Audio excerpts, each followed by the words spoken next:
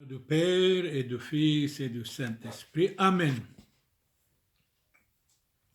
Frères et sœurs dans le Christ, frères et sœurs dans l'humanité, qui que vous soyez, nous vous estimons beaucoup. Que Dieu vous protège, vous donne la paix, la santé, la réussite et le bonheur dans votre vie. Que vous soyez protégés contre toute maladie. Seigneur Jésus, exaucez.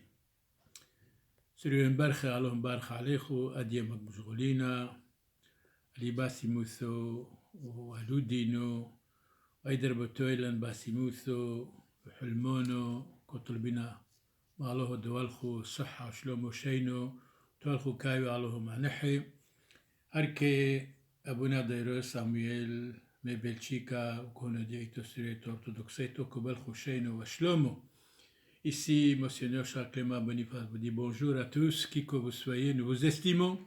Aujourd'hui, c'est la très sainte Trinité. Dans l'amour de Trinitaire, lecture de la seconde lettre de Saint Paul apôtre aux Corinthiens, chapitre 13, versets 11 et 13. Frères, soyez dans la joie, cherchez la perfection, encouragez-vous, soyez d'accord entre vous, vivez en paix. D'accord entre vous, pas de dispute. Soyez parfaits, très bien. Ayez la joie de Christ. C'est vrai, la tristesse est une maladie en même temps. Vivez en paix. Et une journée de paix, ça vous vaut le monde entier. Et le Dieu d'amour et de paix sera avec vous, certainement. Exprimez votre amitié, une vraie amitié. Une vraie amitié pour toujours, rien du tout. En échangeant le baiser de paix. Tous les fidèles vous disent leur amitié. Amitié dans le Christ, vraie amitié, pas une amitié fausse, amitié éternelle et pour toujours. Que la grâce du Seigneur Jésus-Christ, l'amour de Dieu et la communion de l'Esprit Saint soient toujours avec vous. Jésus va nous parler. Or, les 11 disciples allèrent en Galilée, à la montagne où Jésus leur avait donné rendez-vous. Quand ils le virent, ils lui rendirent hommage et se prosternèrent. Et Jésus leur avança et leur parla, disant, « Tout pouvoir m'a été donné dans le ciel et sur la terre. » Tout pouvoir m'a été donné dans le ciel et sur la terre. Allez donc et faites des disciples, des gens que toutes les nations, les baptisant au nom du Père et du Fils et de l'Esprit Saint. C'est ça la Trinité. Et leur enseigna à observer toutes les choses que je vous ai commandées. Et voici, je suis avec vous jusqu'à la fin du monde. C'est tellement d'être avec quelqu'un, une amitié jusqu'à la fin des temps, jusqu'à la fin de la vie, comme Jésus dit, je suis avec vous jusqu'à la fin des temps, jusqu'à la fin du monde. Allez dans le monde entier, baptisez-les. Il dit à ses prêtres, à ses disciples, à ses apôtres, je suis avec vous jusqu'à la fin des temps, baptisez-les au nom du Père et du Fils et du Saint-Esprit. C'est vraiment la Trinité sainte. Sainte Trinité, priez pour nous. Aujourd'hui, frères et sœurs, nous allons parler des religions, tout particulièrement de la religion chrétienne. Qu'est-ce que c'est la religion? Pourquoi la religion? Eh bien, quand nous parlons, c'est comme vous entrez dans un jardin, il y a tant de fleurs agréables, vous pouvez choisir la fleur qui vous convient, la fleur qui vous dérange, la fleur qui vous donne la force et la perfection et la pénitence et le changement de vie. En regardant dans le dictionnaire de l'Académie française, 7e édition, qu'est-ce que c'est la religion? La religion dit, substantif féminin, le culte qu'on rend à la divinité. En regardant dans le dictionnaire d'Émile Lettré, mort en 1881, dans sa dictionnaire de la langue française, dit ceci: la religion, substantif féminin, ensemble de doctrines et de pratiques qui constituent le rapport de l'homme avec la puissance divine, c'est-à-dire avec Dieu Tout-Puissant éternel. Origène, père de l'Église grecque, mort en 253, la religion se persuade et ne se commente pas.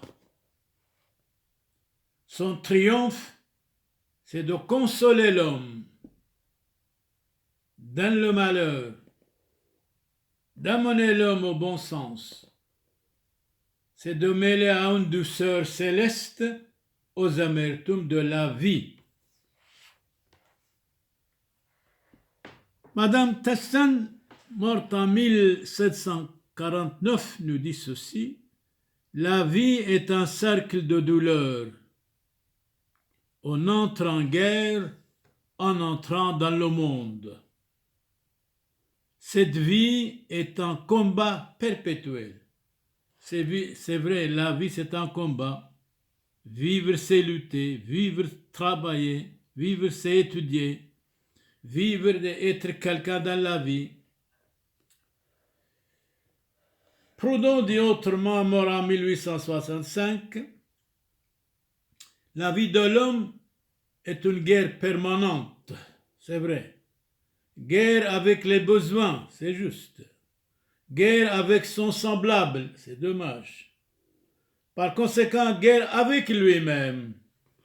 Pourquoi pas de se corriger, de dire voilà, je dois m'améliorer, ça vaut la peine. Doit faire la guerre avec lui-même, l'être humain, hommes et femmes. Jésus nous dit dans l'Évangile, chapitre 5, verset 24, Saint Jean, qui croit est passé de la mort à la vie. De la mort à la vie. C'est exact. Plutarque, écrivain grec, il nous dit ceci à nous tous: ne sois pas un homme médiocre, soyez quelqu'un noble, grand, tolérant, gentil.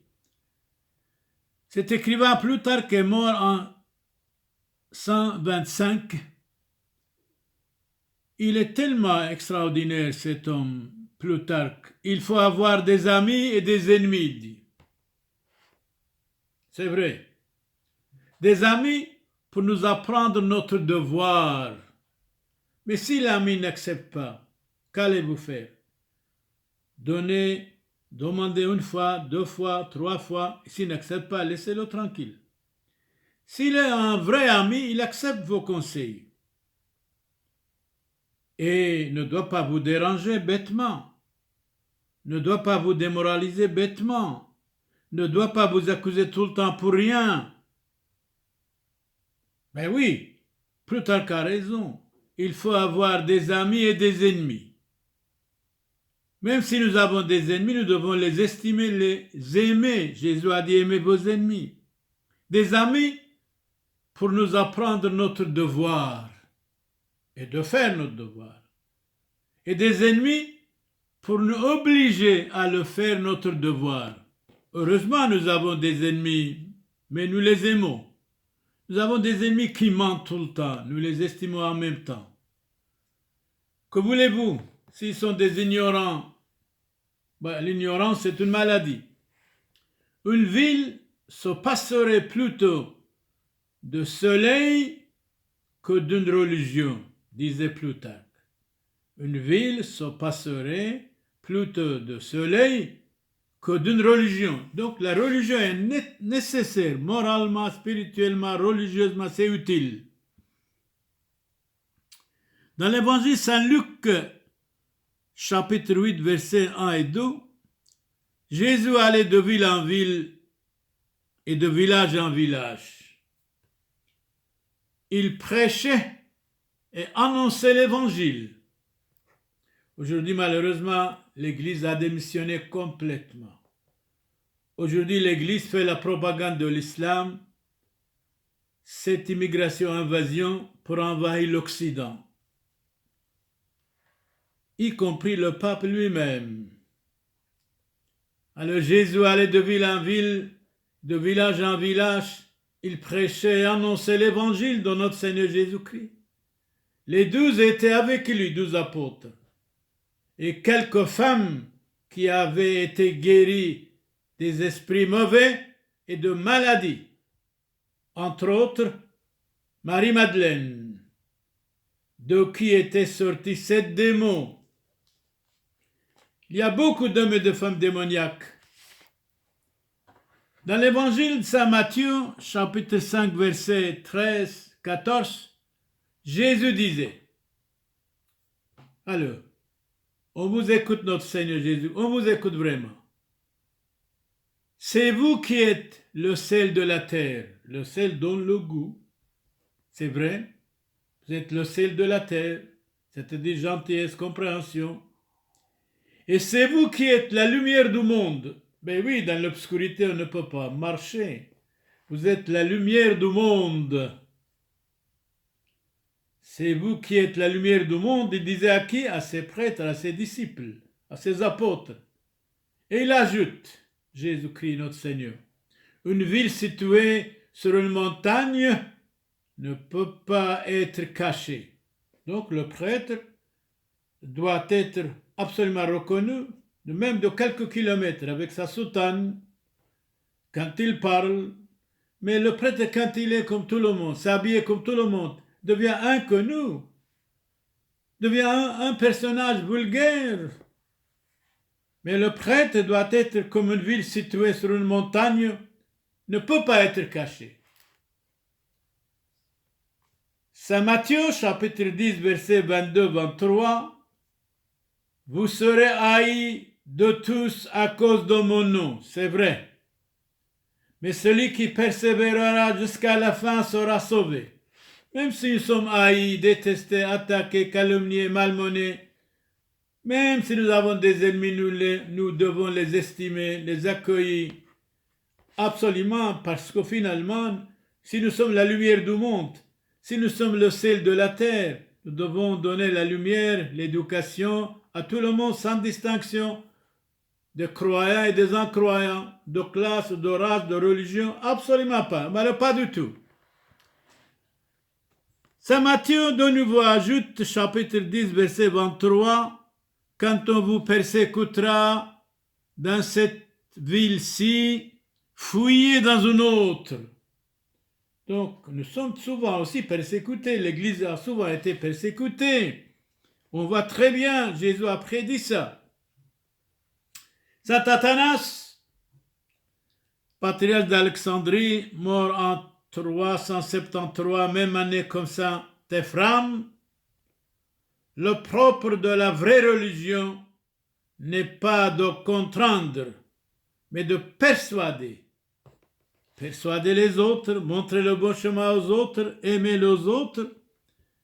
Et alors, Saint Augustin ajoute, mort en 430, vous êtes homicide, vous êtes dangereux quand vous persuadez à votre frère de faire le mal. Persuadez vos amis, vos frères de faire le bien et pas le mal. Saint Jérôme intervient vite et il nous dit, mort en 420, le mot religion est défini par Cicéron, sénateur romain de Rome. Il dit relier, attacher, étudier à fond. La religion vient du mot relier dans les gerbes du Seigneur. Toute la religion chrétienne a pris son origine des disciples du Christ. Et les disciples aussi grâce au Christ notre Seigneur. Les disciples partis proclamaient qu'il fallait se convertir, ils chassaient beaucoup de démons, ils faisaient des onctions d'huile à de nombreux malades et les guérissaient. Jésus disait, Et quiconque ne porte pas sa croix et ne me suit pas ne peut pas être mon disciple. Saint Luc chapitre 14, verset 27. La religion est vaine si la miséricorde en est absente. Non, la miséricorde n'est pas absente. C'est le contraire. Jésus nous a dit, soyez miséricordieux comme votre Père céleste est miséricordieux. Celui qui est sans miséricorde n'est pas chrétien. La miséricorde et le pardon, c'est notre drapeau, c'est notre loi, c'est notre trésor. Pardonnez les autres, supportez les autres, patientez, résistez. Soyez miséricordieux comme votre Père céleste est miséricordieux. La religion est vaine si la miséricorde en est absente. Celui qui est sans miséricorde n'est pas chrétien. Soyez miséricordieux comme votre Père céleste est miséricordieux. Donnez et l'on vous donnera. Saint Paul intervient, 1 Corinthiens chapitre 15, verset 14. Si le Christ n'est pas ressuscité, alors notre prédication, notre foi est inutile et absurde. Et votre foi aussi est inutile si notre Seigneur Jésus-Christ n'est pas ressuscité. Eh bien, nos amis musulmans, ils disent non, le Christ n'est pas mort, n'est pas fils de Dieu, n'est pas ressuscité. Alors, qu'est-ce qu'il nous reste? Qu'est-ce qu'il nous reste? C'est pas possible que nous ayons le même Dieu. De qui se moque-t-on? Mais comme l'Église moderniste a abandonné Dieu, il s'en fout carrément de tout ça. Carrément. Saint Matthieu, chapitre 9, verset 22, dans l'Évangile, Jésus disait, « Prends courage, n'ayez pas peur. Prends courage, ma fille, ta foi t'a sauvée. Vous êtes guérie, lève-toi et marche. » Toute la religion non stable disparaîtra peu à peu. Une religion doit être stable, ne doit pas être changeable. Depuis qu'on a changé la religion, les commandements, depuis le Concile Vatican II, eh bien les gens deviennent incroyants, incrédules. Il y a 4% en Europe qui vont à la messe, qui sont croyants. C'est vraiment honteux. On peut changer tout, moderniser tout, mais on ne peut pas changer la religion, on ne peut pas moderniser Dieu. Dieu est Dieu, loué soit son nom pour toujours. Amen. Toute religion non stable disparaîtra tôt ou tard, peu à peu. C'est le cas aujourd'hui. Saint Jérôme dit autrement, mort en 420, sous le nom de religion, tu viens détruire la religion. Bien sûr, quand il leur convient, il dit, Jésus a dit ça. Quand il ne leur convient pas, il s'en fout carrément de l'autre. Parce que quand il dérange, eh bien, il dit, ça ce n'est pas nous, ce n'est pas pour nous. La religion chrétienne consiste en deux choses, dans la sainteté de la foi et dans la pureté des mœurs. Quand nous perdons nos mœurs, nos habitudes mauvaises, eh bien, honnêtement, les gens deviennent incroyants, incrédules. Ne perdez pas vos habitudes bonnes, ne perdez pas vos bonnes habitudes, ne prenez pas des mœurs ridicules, absurdes. Alors, si vous changez vos habitudes bonnes et si vous perdez vos mœurs, alors vous devenez incroyant, incrédule, vraiment. Saint Ambroise dit autrement, mort en 397, les mœurs dépravées sont les ennemis plus terribles que les hommes les plus cruels. Les mœurs dépravées sont les ennemis plus terribles que les hommes les plus cruels. Quand nous perdons nos mœurs, eh bien, on devient incroyant, incrédule. Soyez croyants, ne soyez pas incroyants. Vous ne regrettez rien du tout quand vous êtes croyants. Saint Augustin intervient et nous dit, mort en 430, que la pudeur, la sobriété, la sainteté, la piété, la chasteté, la pureté, la frugalité soient l'ornement de vos mœurs. C'est tellement beau. La pudeur, la sobriété, la sainteté, la piété, la chasteté, la pureté, la frugalité soient l'ornement de vos mœurs. Si vous perdez vos mœurs, de bonnes mœurs, vous devenez incroyant absolument. C'est le cas aujourd'hui, partout. Que votre choix se base sur les mœurs, non sur la beauté des visages. C'est-à-dire quand vous allez vous marier, bien choisi, bien ou rien du tout. La fidélité doit être l'âme du couple. Ce n'est que dit autrement, toute la vie n'est qu'un voyage vers la mort si nous ne voulons pas. Alors, mortels, réfléchissez bien. Rougissez de prendre les mœurs des animaux. C'est tellement beau. Rougissez de prendre les mœurs des animaux. Libère-toi de tes souillures, de ta méchanceté, de ton orgueil, de ta vanité, de ta jalousie. Libérez-vous de tout cela. Cardinal Spellman, il était l'aumônier de l'OTAN, il dit ceci. La religion sans moralité, arbre sans fruits. Moralité sans religion, arbre sans racines. Et arbre sans racines, tôt ou tard, va tomber. Spellman, répétez s'il vous plaît. La religion sans moralité, arbre sans fruits. Moralité sans religion, arbre sans racines. C'est très significatif. Très, très significatif. Une société sans morale, tôt ou tard, va tomber absolument. Saint Matthieu nous dit, chapitre 7, verset 19-20, tout arbre qui ne produit pas de beaux fruits est coupé et jeté au feu. C'est donc à le fruit que vous les reconnaîtrez. Napoléon intervient et dit autrement, allez, on vous écoute. Napoléon mort en 1821. En amour, la victoire de l'homme, qu'est-ce que c'est? C'est fuir.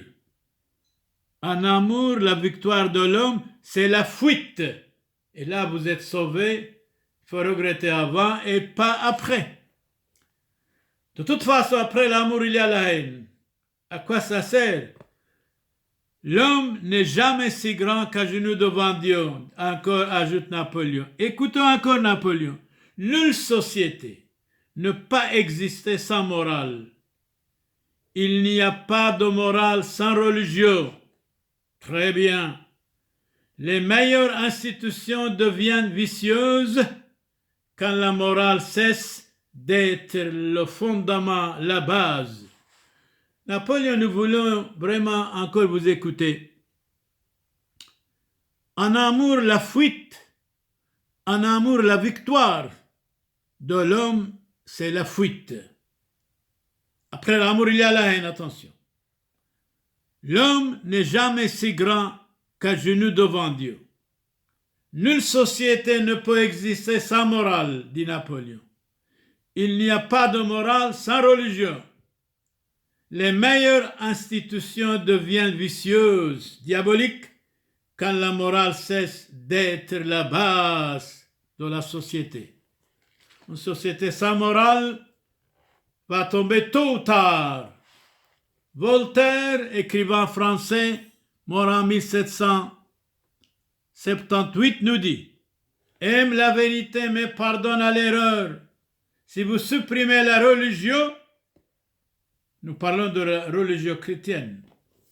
Si vous supprimez la religion, vous ébranlez tout l'édifice des vertus morales. L'oubli de la religion conduit à l'oubli de tous les devoirs de l'homme. Partout où il y a une société établie, la religion lui est nécessaire. Si Dieu n'existait pas, il faudrait l'inventer. » Voltaire, nous voulons que vous répétiez de nouveau. Voltaire, écrivain français, mort en 1778, aime la vérité mais pardonne à l'erreur. Supprimez la religion, vous ébranlez tout l'édifice des vertus morales. L'oubli de la religion conduit à l'oubli de tous les devoirs de l'homme. Partout où il y a une société établie, la religion lui est nécessaire et obligatoire même. Si Dieu n'existait pas, il faudrait l'inventer. On a besoin de Dieu, de ses commandements, de ne pas tuer, de ne pas mentir, de ne pas attaquer l'autre, de ne pas voler. Saint Bernard intervient et nous dit aussi des choses extraordinaires. On vous écoute, Saint Bernard. Saint Bernard est mort en 1153. Dans la religion, l'homme vit plus purement, tombe plus rarement, se relève plus promptement, marche plus sûrement, reçoit plus souvent les rosées de la grâce divine, se repose avec plus de sécurité, meurt avec plus de confiance, purifie plus vite, gagne une plus grande récompense.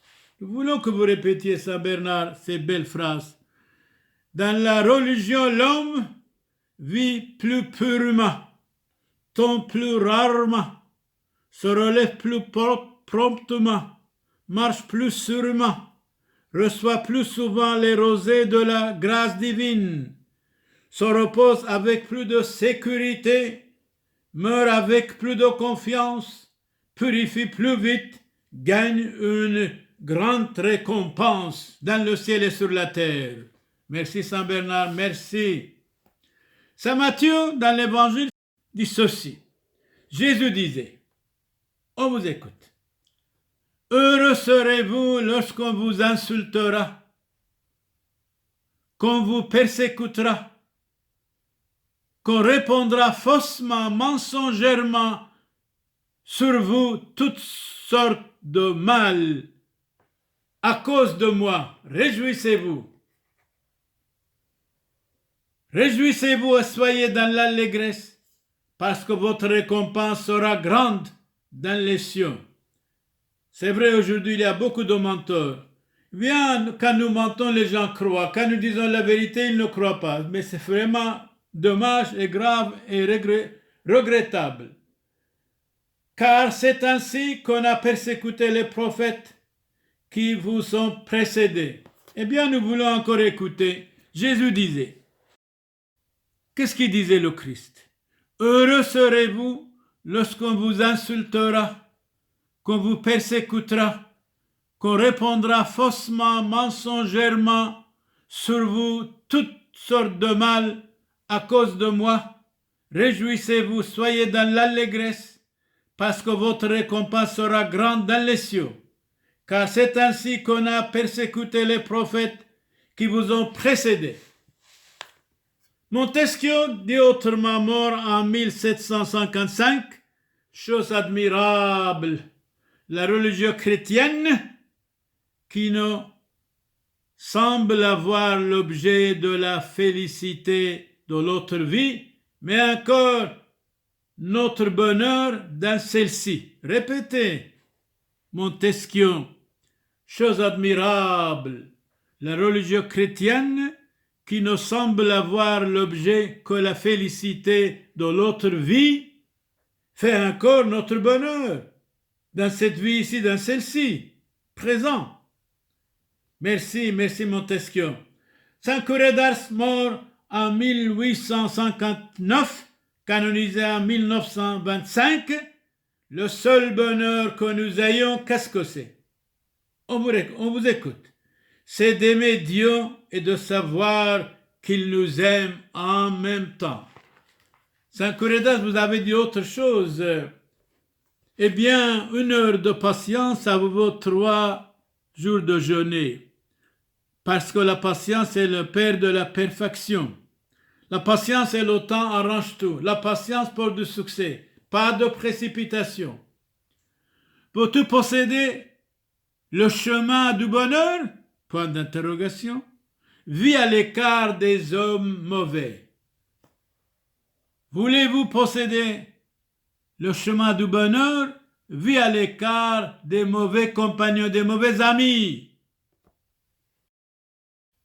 Saint Ambroise intervient et nous dit, mort en 397, il n'y a pas de bonheur que dans l'âme exempte de péché. Il n'y a pas de bonheur que l'âme exempte de péché. C'est vrai. À force de plaisir, notre bonheur s'abîme. Saint Antoine de Padoue parle du bonheur, mort en 1231.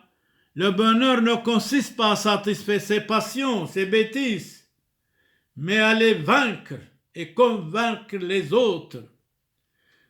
Cicéron dit autrement, il n'y a rien qui puisse pousser au mal aussi qu'un amour aisément honteux et une passion déréglée. Répétez Cicéron.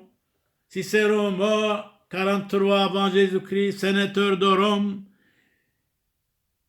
Il n'y a rien qui puisse pousser au mal aussi qu'un amour honteux, une passion déréglée.